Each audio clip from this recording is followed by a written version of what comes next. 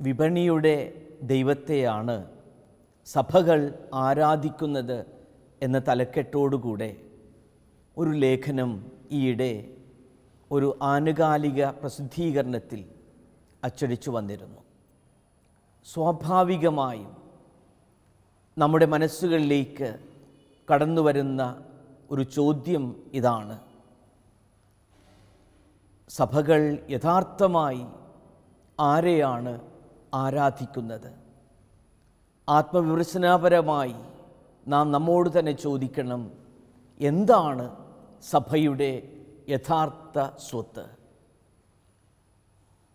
യഥാർത്ഥ ധനം സഭകളുടേത് എന്താണ്, അല്ലെങ്കിൽ ആരാണ്? പോരായ്മകളുണ്ടെങ്കിൽ തിരുത്തേണ്ട സമയം ആയിരിക്കുന്നു. നമ്മുടെ കാഴ്ചപ്പാടുകൾ കൂടുതൽ ക്രിസ്തുവിൻ്റെ കാഴ്ചപ്പാടിനോട് ചേർന്നിരിക്കേണ്ടതായി തീർന്നിരിക്കുന്നു. വർഷങ്ങൾക്ക് മുൻപ് സഭയുടെ ആരംഭ കാലഘട്ടത്തിൽ ജീവിച്ച് സഭാചരിത്രത്തിലെന്നും പ്രചോദനമായി ജീവിച്ചിരുന്ന ഒരു വിശുദ്ധനുണ്ട്, ഡീക്കനായ വിശുദ്ധ ലോറൻസ്.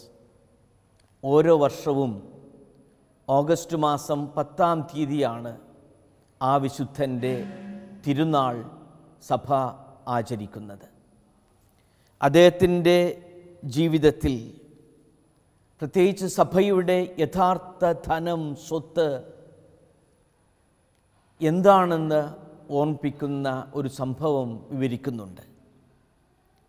AD 258-ാം ആണ്ടിൽ വിശുദ്ധ സിക്സ്റ്റസ് പാപ്പ സഭാ ഭരണാധികാരി ആയിരുന്നപ്പോൾ റോമിലെ രാജാവ് വലേറിയൻ്റെ കാലഘട്ടത്തിൽ വളരെ വിശ്വസ്തനായ ഒരു പൗരനും വിശ്വാസിയുമായിരുന്നു ലോറൻസ്. റോമിലെ ഭരണാധികാരിയായിരുന്ന വലേറിയൻ ഇപ്രകാരം ഒരു കൽപ്പന പുറപ്പെടുവിച്ചു: സഭയുടെ സ്വത്തും ധനവുമെല്ലാം രാജ്യത്തിന് രാജാവിൻ്റെ സന്നിധിയിൽ കൊണ്ടുവന്ന് സമർപ്പിക്കണം. ലോറൻസ് ഈ ഒരു രാജകൽപ്പന സ്വീകരിക്കുകയാണ്. ഒരു കാര്യം മാത്രം അദ്ദേഹം ആവശ്യപ്പെട്ടു: എനിക്കൊരാഴ്ച സമയം തരണം, അല്പം സാവകാശം തരണം. അങ്ങനെ രാജകൽപ്പന പ്രകാരം നിർദ്ദിഷ്ടമായ ആ ദിനത്തിൽ രാജാവ് സഭയുടെ സ്വത്തും ധനവുമെല്ലാം സ്വന്തമാക്കുവാൻ വേണ്ടി കടന്നു വന്നു. മിസ്റ്റർ ലോറൻസ് ചെയ്തത് എന്താണെന്നറിയാമോ? അദ്ദേഹം റോമിലും ചുറ്റുപാടുമുള്ള അനാഥരെ, ആലംബഹീനരെ, രോഗികളെ, കുഷ്ഠരോഗികളെ, പലവിധത്തിലും അംഗവൈകല്യവും മാനസിക പ്രയാസവുമുള്ള വ്യക്തികളെല്ലാം ഒരുമിച്ച് കൂട്ടി. അങ്ങനെ രാജാവ് സഭയുടെ സ്വത്ത് സ്വന്തമാക്കുവാൻ കടന്നു വന്നപ്പോൾ സുസ്മേരവദനായി ലോറൻസ് പറഞ്ഞു: ഇതാണ് സഭയുടെ യഥാർത്ഥ സ്വത്ത്, ഇതാണ് സഭയുടെ ഏറ്റവും വിലപിടിപ്പുള്ള ധനം, സമ്പാദ്യം. സ്വാഭാവികമായും രാജാവ് കുപിതനായി ലോറൻസിനെ വധിക്കുവാനുള്ള വിധി പ്രസ്താവം നടത്തി. ലോറൻസിനെ ഇപ്രകാരം വിധിക്കുവാനാണ് രാജാവ് പറഞ്ഞത്: ഒരു ഇരുമ്പ് കട്ടിലിൽ കിടത്തി അതിൻ്റെ കീഴിൽ കൽക്കരിയിട്ട് കത്തിച്ച് ഈ മനുഷ്യനെ കൊല്ലുക. ക്രിസ്തുവിൽ അടിയുറച്ചാശ്രയിച്ച് ജീവിച്ചിരുന്ന ലോറൻസ് അത് സന്തോഷത്തോടുകൂടെ സ്വീകരിച്ചു. ഏത് പീഡനങ്ങളും സഹനങ്ങളും സ്വീകരിക്കുവാൻ സന്നദ്ധനായി. അങ്ങനെ ഈ ഒരു ഇരുമ്പ് കട്ടിലിൽ കിടത്തിക്കൊണ്ട് അടിയിൽ നിന്ന് കത്തിയെരിയുന്ന കൽക്കരി കനലിൻ്റെ മുകളിൽ കിടന്ന് ആ മനുഷ്യൻ ഇങ്ങനെ സഹനങ്ങൾ സന്തോഷത്തോടു കൂടെ സ്വീകരിച്ചപ്പോൾ അല്പം സരസമായി തന്നെ അദ്ദേഹം പറഞ്ഞു, ഇപ്പോൾ എൻ്റെ ഈ അടിഭാഗം ആവശ്യത്തിന് വെന്ത് പൊരിഞ്ഞിട്ടുണ്ട്, എന്നെ ഇപ്പോൾ ഇനി മറിച്ചിട്ടാൽ മതി എന്ന്. രണ്ട് പ്രധാനപ്പെട്ട ചോദ്യങ്ങൾ ഈ ലോറൻസിൻ്റെ ജീവിതത്തിൽ നിന്നും നമുക്ക് നമ്മുടെ വിചിന്തനത്തിനായി എടുക്കാനുണ്ട്. സഭയുടെ യഥാർത്ഥ സ്വത്ത്, ധനം, സമ്പാദ്യം അംഗവിഹീനരും പാവങ്ങളും രോഗികളും അനാഥരും ഒക്കെയാണ്. രണ്ടാമതായി, എങ്ങനെ ലോറൻസിന് തൻ്റെ ജീവിതത്തിലെ സഹനങ്ങൾ സന്തോഷത്തോടുകൂടെ സ്വീകരിക്കുവാനുള്ള കരുത്തും ആന്തരിക ശക്തിയും സ്വന്തമാക്കി എന്ന്. ലൂക്കായുടെ സുവിശേഷം 6-ാം അധ്യായത്തിൽ സുവിശേഷ ഭാഗ്യങ്ങളെപ്പറ്റി കർത്താവ് വിവരിക്കുന്ന ഭാഗത്ത് അതിൻ്റെ 20-ാം വാക്യത്തിൽ നാം കാണുക ഇപ്രകാരമാണ്: ദരിദ്രരെ, നിങ്ങൾ ഭാഗ്യവാന്മാർ, ദൈവരാജ്യം നിങ്ങളുടേതാണ്. ഇപ്പോൾ വിശപ്പ് സഹിക്കുന്നവരെ, നിങ്ങൾ ഭാഗ്യവാന്മാർ, നിങ്ങൾ തൃപ്തരാക്കപ്പെടും. ഇപ്പോൾ കരയുന്നവരെ, നിങ്ങൾ ഭാഗ്യവാന്മാർ, നിങ്ങൾ സന്തോഷിക്കും. അങ്ങനെ ദരിദ്രരെ ഭാഗ്യവാന്മാരായി, ദാഹിക്കുന്നവരെ, വിശപ്പ് സഹിക്കുന്നവരെ അനുഗ്രഹീതരായി കർത്താവ് പരിഗണിക്കുന്നു. ജീവിതത്തിൽ സഹനങ്ങളും നൊമ്പരങ്ങളും വേദനകളും സഹിക്കുന്നവരെ, പലവിധത്തിലും പരിത്യക്താവസ്ഥയിൽ കഴിയുന്നവരാണ് യഥാർത്ഥത്തിൽ ക്രിസ്തുവിൻ്റെ കരുണാകടാക്ഷത്തിൽ കൂടുതൽ അനുഗ്രഹീതർ, ഭാഗ്യവാന്മാർ.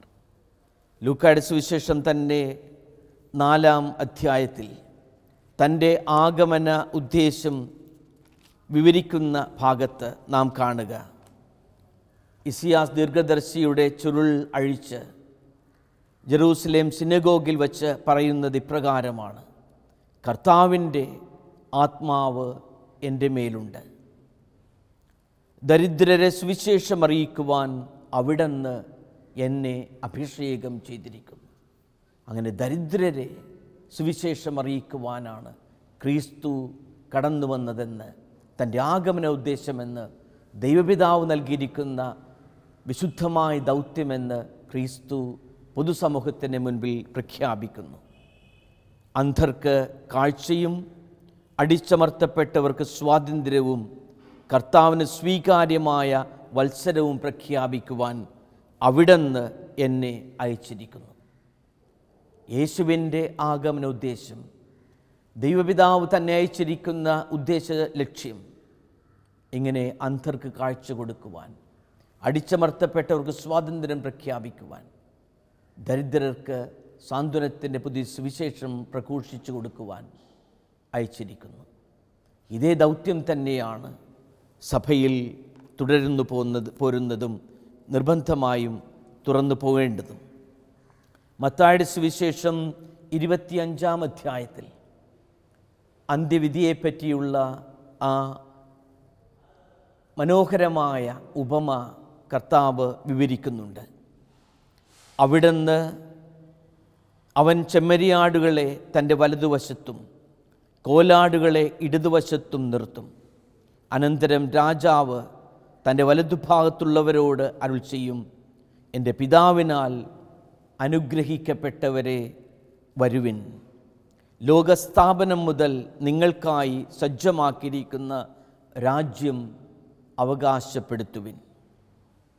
എന്തെന്നാൽ എനിക്ക് വിശന്നു, നിങ്ങൾ ഭക്ഷിക്കാൻ തന്നു, എനിക്ക് ദാഹിച്ചു, നിങ്ങൾ കുടിക്കാൻ തന്നു, ഞാൻ പരദേശിയായിരുന്നു, നിങ്ങൾ എന്നെ സ്വീകരിച്ചു. അങ്ങനെ ദാഹിക്കുന്നവന് കുടിക്കാൻ കൊടുക്കുമ്പോൾ, വിശക്കുന്നവന് ഭക്ഷണം പകർന്നു കൊടുക്കുമ്പോൾ, പരദേശിക്ക് ഇടം കൊടുക്കുമ്പോൾ ആണ് യഥാർത്ഥത്തിൽ ദൈവപിതാവിൻ്റെ നിത്യസമ്മാനത്തിന് അവകാശികളാകുകയും അവിടുത്തെ യഥാർത്ഥ പുത്രന്മാരായി പുത്രിമാരായി ദൈവം പരിഗണിക്കുന്നതും. സഭയുടെ ഏറ്റവും വിലപിടിപ്പുള്ള സ്വത്ത്, സഭ എന്തിനു വേണ്ടി നിലനിൽക്കുന്നുവോ അത് ഈ സമൂഹത്തിൽ പലവിധത്തിലുള്ള പരിത്യക്താവസ്ഥ അനുഭവിക്കുന്നവരെ സംരക്ഷിപ്പിക്കുന്നതിനും ആശ്വസിപ്പിക്കുന്നതിനുമൊക്കെയാണ്. ഈ ഒരു ലക്ഷ്യത്തിൽ നിന്നും അകന്നു പോകുമ്പോൾ നാം യഥാർത്ഥത്തിൽ ക്രിസ്തു പാതയിൽ നിന്ന് തന്നെ വ്യതിചലിച്ചു പോവുകയാണ്. മാർക്കോസിൻ്റെ സുവിശേഷം 10-ാം അധ്യായത്തിൽ ധനികനായ ആ യുവാവിൻ്റെ വിവരണം എത്രയോ ചിന്തോദ്ദീപകമാണ്. ആ മനുഷ്യൻ യേശുവിനെ സമീപിച്ച് ജീവിതത്തെപ്പറ്റി തന്നെ ചിന്തിക്കുവാൻ ഒരുങ്ങുമ്പോൾ യേശു സ്നേഹപൂർവം അവനെ കടാക്ഷിച്ചുകൊണ്ട് പറയുന്നത് ഇപ്രകാരമാണ്: നിനക്ക് ഒരു കുറവുണ്ട്. പോയി നിനക്കുള്ളതെല്ലാം വിറ്റ് ദരിദ്രർക്ക് കൊടുക്കുക, അപ്പോൾ സ്വർഗത്തിൽ നിനക്ക് നിക്ഷേപമുണ്ടാകും. പിന്നെ വന്ന് എന്നെ അനുഗമിക്കുന്ന. യേശുവിൻ്റെ ഈ വാക്കുകൾ കേട്ട് നിരാശനായി തൻ്റെ സ്വത്തും സമ്പാദ്യവും വിൽക്കുവാനും ദരിദ്രർക്ക് പങ്കുവയ്ക്കുവാനും ഇഷ്ടപ്പെടാതെ മടങ്ങുന്ന ആ മനുഷ്യനെ പറ്റി മാർക്കോസ് സുവിശേഷകൻ പറയുന്നത് ഇപ്രകാരമാണ്: ഈ വചനം കേട്ട് അവൻ വിഷാദിച്ച് സങ്കടത്തോടുകൂടെ പോയി. മറ്റുള്ളവരുമായി പങ്കുവയ്ക്കുകയും അങ്ങനെ സ്നേഹത്തിൻ്റെ ഒരു സംസ്കാരം തീർക്കുകയും ചെയ്യുന്നവരാണ് യഥാർത്ഥത്തിൽ ദൈവരാജ്യത്തിന് അവകാശികൾ. ഈ സ്വത്തും ധനവുമൊന്നും ഒരിക്കലും തങ്ങളോടൊപ്പം കൊണ്ടുപോകുന്നില്ല എന്നുള്ള യാഥാർത്ഥ്യം അവർ തിരിച്ചറിയണം. കർത്താവ് തന്നെ മാർക്കോസിൻ്റെ സുവിശേഷം 12-ാം അധ്യായം 41 മുതലുള്ള വാക്യങ്ങളിൽ ആ വിധവയുടെ ചെറിയ ചില്ലിക്കാശ് ഭണ്ഡാരത്തിൽ നിക്ഷേപിച്ചപ്പോൾ പ്രത്യേകമായി എടുത്തു പറഞ്ഞ കാര്യവും ശ്രദ്ധേയമാണ്. അവൻ ഭണ്ഡാരത്തിന് എതിർവശത്ത് നിന്ന് ജനക്കൂട്ടം ഭണ്ഡാരത്തിൽ നാണയത്തുട്ടുകൾ ഇടുന്നത് ശ്രദ്ധിച്ചു. ദരിദ്രയായ ഒരു വിധവ വന്ന് ഏറ്റവും വില കുറഞ്ഞ 2 ചെമ്പ് നാണയങ്ങൾ ഭണ്ഡാരത്തിലിട്ടു. അവൻ ശിഷ്യന്മാരെ അടുത്ത് വിളിച്ചു പറഞ്ഞു: സത്യമായും ഈ ദരിദ്ര വിധവ മറ്റാരെയും കാൾ കൂടുതൽ ഭണ്ഡാരത്തിൽ നിക്ഷേപിച്ചിരിക്കുന്നു. എന്തെന്നാൽ അവരെല്ലാവരും തങ്ങളുടെ സമൃദ്ധിയിൽ നിന്ന് സംഭാവന ചെയ്തു. എന്നാൽ ഇവളാകട്ടെ തൻ്റെ ദാരിദ്ര്യത്തിൽ നിന്ന് തനിക്കുണ്ടായിരുന്നതെല്ലാം തൻ്റെ ഉപജീവനത്തിനുള്ള വക മുഴുവനും നിക്ഷേപിച്ചിരിക്കുന്നു. മറ്റുള്ളവരുമായി പങ്കുവയ്ക്കുവാനുള്ള മനോഭാവം, ദൈവത്തിന് സമർപ്പിക്കുവാനുള്ള ആ താല്പര്യം ഈ സാധുവിധവ കാണിച്ചപ്പോൾ കർത്താവ് അത് പുകഴ്ത്തുന്നു. ദരിദ്രരെ അനുഗ്രഹീതർ, നിങ്ങൾ ദൈവരാജ്യത്തിന് സ്വന്തമാക്കും അർഹരാകും എന്ന് പറയുന്നത് എത്രയോ വാസ്തവം. ലൂക്കായുടെ സുവിശേഷത്തിൽ തന്നെ നാം കാണുന്ന മറ്റൊരു വിവരണമുണ്ട്, ധനവാന്റെയും ലാസറിൻ്റെയും കഥ. ആ ധനവാൻ തൻ്റെ സമൃദ്ധിയിൽ നിന്ന് തിന്നുകുടിച്ച് ആഡംബരത്തോടുകൂടെ ആഹ്ലാദിച്ചു കഴിയുന്നു. പാവപ്പെട്ട ലാസറു ഈ ഭക്ഷണമേശയിൽ നിന്ന് വീഴുന്ന എച്ചിലും ഭക്ഷണം കഴിച്ച് കഴിയുന്നു. അവസാനം ലാസർ സ്വർഗസൗഭാഗ്യത്തിലേക്ക് എടുക്കപ്പെടുന്നു. തൻ്റെ ചുറ്റുമുള്ള അവശരെയും ആലംബഹീനരെയും ദരിദ്രരെയും കരുണയോടെ കടാക്ഷിക്കാത്ത ധനവാന്റെ അനുഭവം, അതാണ് ഈ ഉപമയിൽ വളരെ ഹൃദയസ്പർശിയായ രീതിയിൽ വ്യക്തമാക്കുക. ലൂക്കായുടെ സുവിശേഷത്തിൽ തന്നെ 12-ാം അധ്യായത്തിൽ നാം ധനികനായ ആ മനുഷ്യൻ വലിയ സമ്പാദ്യം ഉണ്ടായപ്പോൾ തൻ്റെ തന്നെ അനുഭവം വീരിക്കുന്നു. ഞാൻ എന്തു ചെയ്യും? ഈ ധാന്യം മുഴുവൻ സൂക്ഷിക്കാൻ എനിക്ക് സ്ഥലമില്ലല്ലോ. ഞാൻ ഇങ്ങനെ ചെയ്യും, എൻ്റെ അറപ്പുരകൾ പൊളിച്ച് കൂടുതൽ വലിയവ പണിയും, അതിൽ എൻ്റെ ധാന്യവും വിഭവങ്ങളും സംഭരിക്കും. അനന്തരം ഞാൻ എൻ്റെ ആത്മാവിനോട് പറയും, എൻ്റെ ആത്മാവേ, അനേക വർഷത്തേക്ക് വേണ്ടിയുള്ള വിഭവങ്ങൾ നിനക്കായി ഞാൻ സംഭരിച്ചിരിക്കുന്നു. വിശ്രമിക്കുക, തിന്നുകുടിച്ച് ആനന്ദിക്കുക. അപ്പോൾ ദൈവം അവനോട് പറയുക, നിൻ്റെ ആത്മാവിനെ ഈ രാത്രി നിന്നിൽ നിന്ന് ആവശ്യപ്പെട്ടാൽ ഭോഷ നീ എന്തു ചെയ്യും? നീ ഒരുക്കി വച്ചിരിക്കുന്നവയെല്ലാം ആരുടേതാകും? ഇതുപോലെയാണ് ദൈവസന്നിധിയിൽ സ്വത്ത് സമ്പാദിക്കാതെ ലൗകികമായ ഭൗതികമായ സ്വത്തും ധനവും പണവുത്തിലും ആശ്രയിച്ച് കഴിയുന്നവരുടെ കഷ്ടജീവിതവും. സഭയുടെ ഏറ്റവും പ്രധാനപ്പെട്ട സ്വത്ത് സഭ സംരക്ഷിക്കുന്ന ദരിദ്രരിലും രോഗികളിലും അനാഥരിലും ആലംബഹീനരിലുമൊക്കെയാണ്. 2013 മാർച്ച് മാസം 16 ഫ്രാൻസിസ് പാപ്പ ഇപ്രകാരം പറഞ്ഞു, ഏറെ ശ്രദ്ധേയമായ വാക്കുകൾ: സഭ ദരിദ്രർക്ക് വേണ്ടിയുള്ളതായിരിക്കണം, ദാരിദ്ര്യത്തിൽ ജീവിക്കുന്നതുമാകണം. ഫ്രാൻസിസ് എന്ന പേര് താൻ തിരഞ്ഞെടുക്കുവാൻ കാരണം അസീസിയിലെ വിശുദ്ധ ഫ്രാൻസിസ് തൻ്റെ സ്വത്തും പണവും എല്ലാം ഉപേക്ഷിച്ച് ആ കുബേര കുടുംബത്തിൽ നിന്ന് ഇറങ്ങി വന്ന് ഒരു ദരിദ്രനായ ക്രിസ്തുവിനെ അനുകരിച്ച് ജീവിക്കുകയും സമാധാനത്തിനു വേണ്ടി പ്രവർത്തിക്കുകയും ചെയ്തതുകൊണ്ടാണെന്ന് ഫ്രാൻസിസ് പാപ്പ വ്യക്തമാക്കുന്നു. ഫ്രാൻസിസ് പാപ്പ പറഞ്ഞത് ഇതാണ്: I would like to see a church that is poor and is for the poor. പാവങ്ങൾക്ക് വേണ്ടിയുള്ള സഭ, ദാരിദ്ര്യത്തിൽ ആയിരിക്കുന്ന ഒരു സഭ. ഫ്രാൻസിസ് പാപ്പയുടെ ഈ ചിന്തയും പാവങ്ങളോടുള്ള ഈ ആഭിമുഖ്യവും എപ്പോഴും അദ്ദേഹത്തിൻ്റെ ഇടപെടലുകളിൽ, പെരുമാറ്റങ്ങളിൽ നമുക്ക് ശ്രദ്ധിക്കാനാകും. അദ്ദേഹം ഒരു രോഗിയെ ആശ്ലേഷിക്കുമ്പോൾ ആ രോഗിയോടുള്ള കാരുണ്യം ആ ആശ്ലേഷത്തിൽ കാണാം.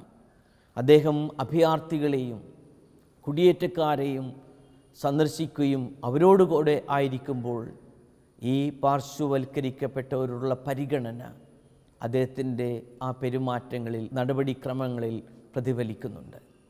തടവറയിൽ കഴിയുന്നവരെ ചെന്ന് കാണുകയും അവരുടെ കാലുകൾ കഴുകി ചുംബിക്കുകയും ചെയ്യുമ്പോൾ ഈ ക്രിസ്തുവിൻ്റെ പ്രത്യേകമായ പരിഗണനയും പാവങ്ങളോടുള്ള പക്ഷം ചേരലുമൊക്കെയാണ് ഫ്രാൻസിസ് പാപ്പ വ്യക്തമാക്കുന്നത്. ഇവഞ്ചലി ഗൗദിയും സുവിശേഷത്തിൻ്റെ സന്തോഷം എന്ന ആ അപ്പോസ്തലിക പ്രബോധനത്തിലും ഫ്രാൻസിസ് പാപ്പ സഭയുടെ ഈ പ്രത്യേകമായ പാവങ്ങൾക്ക് വേണ്ടിയുള്ള പരിഗണനയെപ്പറ്റി തന്നെയാണ് എടുത്തു പറയുക.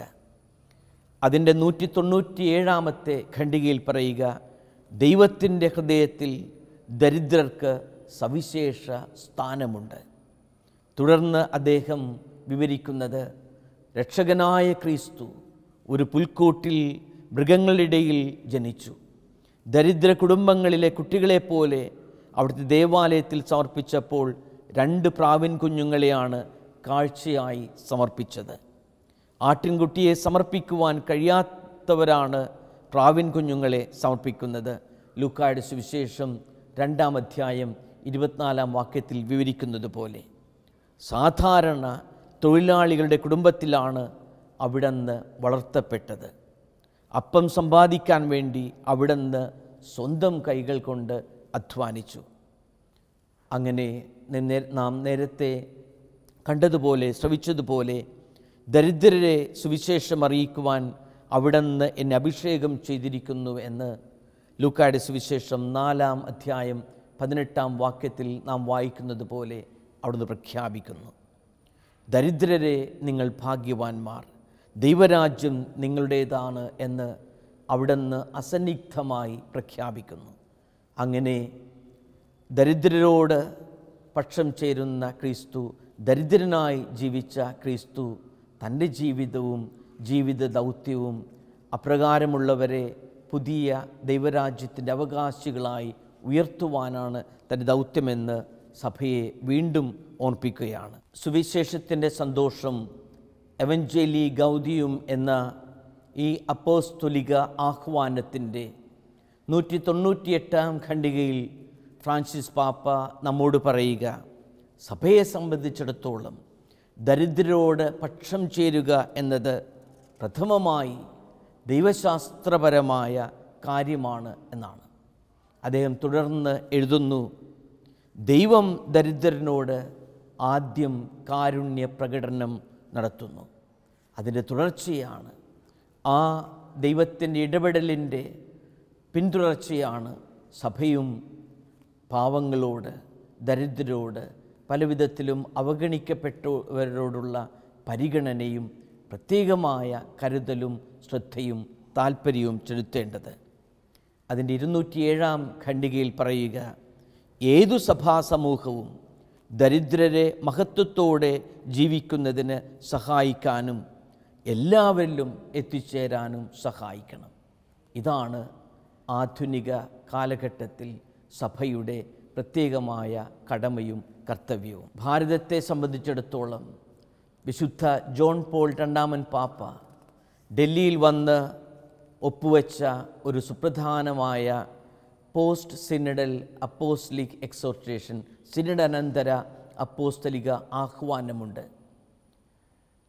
എക്ലേസിയ ഇൻ ആസിയ, ഏഷ്യയിലെ സഭ എന്ന ആ പ്രബോധന രേഖ 1999 നവംബർ മാസം 6-ാം തീയതിയാണ് ഡൽഹിയിലെ സേക്രഡ് ഹാർട്ട് കത്തീഡ്രലിൽ വെച്ച് അത് അദ്ദേഹം ഒപ്പുവെച്ചത്. അതിൽ പറയുന്ന ഒരു ഭാഗം വിശുദ്ധ ക്രിസോസ്റ്റമിനെ ഉദ്ധരിച്ചുകൊണ്ടാണ് അദ്ദേഹം പറയുക, consider the words of Saint John Chrysostom. വിശുദ്ധ ക്രിസോസ്റ്റമിൻ്റെ ഈ വാക്കുകൾ പ്രത്യേകമായി ശ്രദ്ധിക്കുക. Do you wish to honour the body of Christ? ക്രിസ്തുവിൻ്റെ തിരുശരീരത്തെ ആദരം നൽകുവാൻ നിങ്ങൾക്ക് ആഗ്രഹമുണ്ടോ? Then do not ignore him when he is naked. എങ്കിൽ നഗ്നനായിരിക്കുമ്പോൾ അവനെ അവഗണിക്കാതിരിക്കുക. Do not pay him silken honours in the temple, only then to neglect him when he goes cold and naked outside. അതായത് പുറത്ത് കൊടും തണുപ്പിൽ ഇങ്ങനെ വിറയ്ക്കുമ്പോൾ വിവസ്ത്രനായ ആ സാധുവിനെ അവഗണിച്ച് ദേവാലയങ്ങളിൽ പട്ടുകൾ അണിയിച്ച് ആദരിക്കേണ്ട ഇതല്ല നാം ക്രിസ്തുവിനോടുള്ള ആ ഭക്തി. തുടർന്ന് എഴുതുന്നു, he who said this is my body is the one who also said, you saw me hungry and you gave me no food. ഇതെൻ്റെ ശരീരമാകുന്നു എന്ന് അരുൾ ചെയ്ത അതേ നാഥൻ തന്നെയാണ് പറയുക, ഞാൻ വിശക്കുന്നവനായി കണ്ടു, നിങ്ങളെനിക്ക് ഭക്ഷണം നൽകിയില്ല.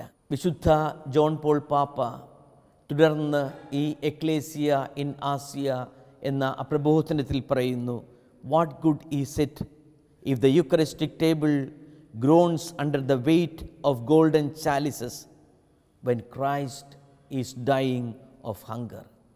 ക്രിസ്തു ആഹാരമില്ലാതെ മരിക്കുമ്പോൾ അൾത്താരയ്ക്ക് ഭാരം കൂട്ടുന്ന ഈ സുവർണ കാസകൾ വച്ച് അലങ്കരിക്കുന്നത് കൊണ്ട് എന്ത് പ്രയോജനം? പ്രിയമുള്ളവരെ, തീർച്ചയായും വിശുദ്ധ ജോൺ പോൾ രണ്ടാമൻ പാപ്പയുടെ ഏഷ്യയിലെ സഭ എന്ന ഈ ആഹ്വാനവും ഫ്രാൻസിസ് പാപ്പയുടെ സുവിശേഷത്തിൻ്റെ സന്തോഷമെന്ന ആ അപ്പോസ്തലിക പ്രബോധനവുമെല്ലാം നമ്മെ ഓർമ്മിപ്പിക്കുക ഒരു കൂടുതൽ വിചിന്തനത്തിനാണ്. വിശുദ്ധ ലോറൻസ് കണ്ടത് തൻ്റെ സമൂഹത്തിലുള്ള അവശത അനുഭവിക്കുന്നവരെ, ആലംബഹീനരെ, അനാഥരെ, അവരെ ഒരുമിച്ച് കിട്ടി പറയുക, ഇവരാണ് സഭയുടെ ഏറ്റവും വലിയ സ്വത്ത്, ഏറ്റവും പ്രധാനപ്പെട്ട ധനം. നമുക്ക് ഒരു നിമിഷം പ്രാർത്ഥിക്കാം. ദരിദ്രരെ തേടിയിറങ്ങിയ കർത്താവേ, അവർക്ക് സുവിശേഷം അറിയിക്കുവാൻ കടന്നു വന്ന നല്ല ദൈവമേ, ഞങ്ങളും ഞങ്ങളുടെ സഹോദരരോട് ഒന്നു ചേർന്ന് അവരെ പരിഗണനയോടുകൂടെ അവരോടുകൂടെ പെരുമാറാനും കരുതലോടുകൂടെ അവരെ കടാക്ഷിക്കുവാനും ഞങ്ങളെ അനുഗ്രഹിക്കണമേ.